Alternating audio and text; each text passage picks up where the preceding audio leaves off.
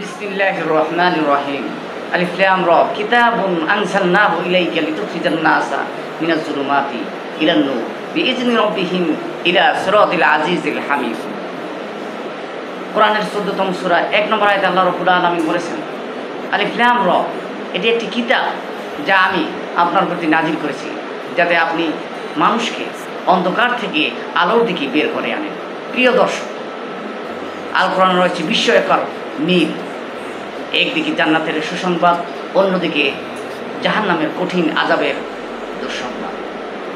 একদিকে নেক আমল করতে আদেশ করেছেন আল্লাহ রাব্বুল আলামিন, অন্যদিকে পাপ কাজ করা থেকে নিষেধ করেছেন।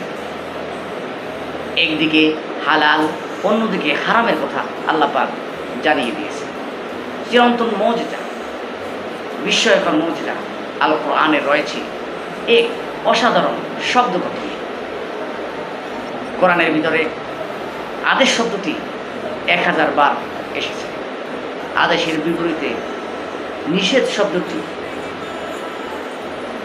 ১০০০ বার এসেছে। জান্নাত শব্দটি কোরআনে ১০০০ বার, অপরদিকে জান্নাতের বিপরীত জাহান্নাম শব্দটিও কোরআনে ১০০০ বার আল্লাহ রাব্বুল আলামিন উল্লেখ করেছে। হালাল শব্দটি কোরআনে ২৫০ বার রয়েছে। এর বিপরীতে রয়েছে হারাম শব্দটি, তাও ২৫০ বার। আজকের শতকরা ৯৯% মুসলমানদের কোরআনের কোনো জ্ঞান নেই, কোরআন সম্পর্কে কোনো ধারণা নেই বললেই চলে।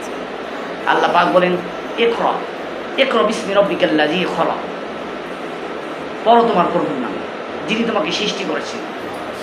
২৪ ঘন্টায় ১৪৪০ মিনিট এবং ৮৬৪০ সেকেন্ড,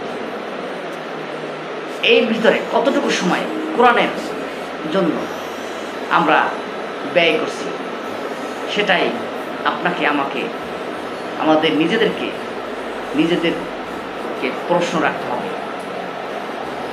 নিশ্চয়ই মানব জাতি ক্ষতিগ্রস্ত, তবে যাদের অন্তর কোরআনের আলোয় আলোকিত, যাদের চোখ থাকে কোরআনের দিকে, যাদের মুখ কোরআনের কথা বলে, যাদের কান কোরআনের বাণী শুনে, যাদের হাত কোরআনের জন্য উঁচু করে, যাদের পা কোরআনের দিকে হেঁটে চলে, তারা ক্ষতিগ্রস্ত নয়, তারা সফল কাম।